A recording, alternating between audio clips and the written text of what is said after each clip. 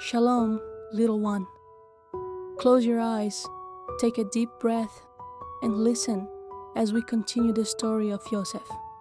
And the moment Yauah's plan for him began to unfold. Yosef had waited. Years had passed since he was thrown into prison. The mashke, the cupbearer, had been freed, just as Yosef had said. But he had forgotten Yosef. Until one night, Pharaoh had a dream. In his dream, he stood by the Yauah, the Nile River. 7 healthy, fat cows came up from the river, grazing in the reeds. Then 7 thin, sickly cows came up after them, and the thin cows ate the fat cows, but they remained just as thin as before. Pharaoh awoke, troubled. Then he fell asleep again and had another dream. This time he saw 7 full ears of grain growing from a single stalk.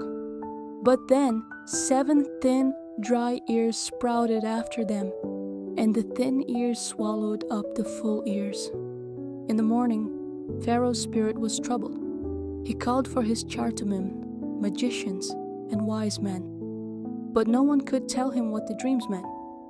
Then the cupbearer remembered. He said, "Pharaoh, today I remember my sins. There was a young Hebrew in prison who interpreted my dream, and it came true. Perhaps he can interpret your dreams too."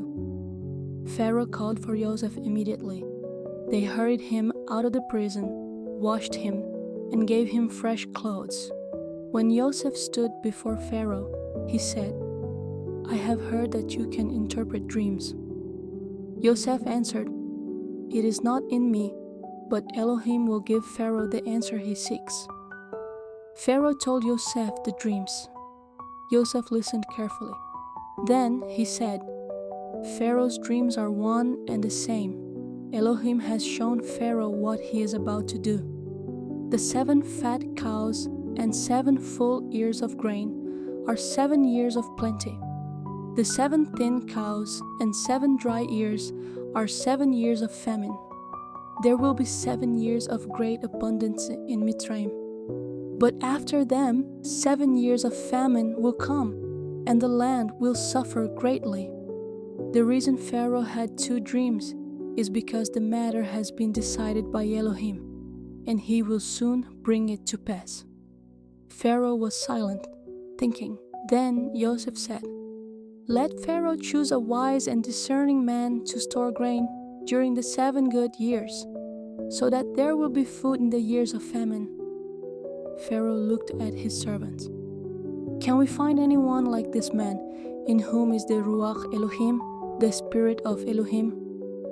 Then Pharaoh turned to Yosef and said, "Since Elohim has made all this known to you, there is no one as wise as you.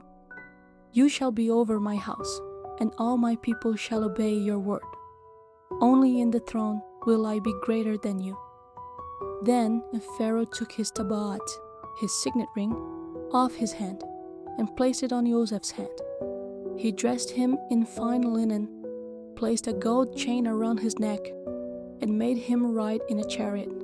And the people bowed before him, saying, "Avrech, bow the knee." And so, Yosef, who had once been a slave, a prisoner, forgotten, was now second in command over all of Mitzrayim, and soon his dreams would come true. Laila Tov, little one, sleep in his divine purpose, Shalom.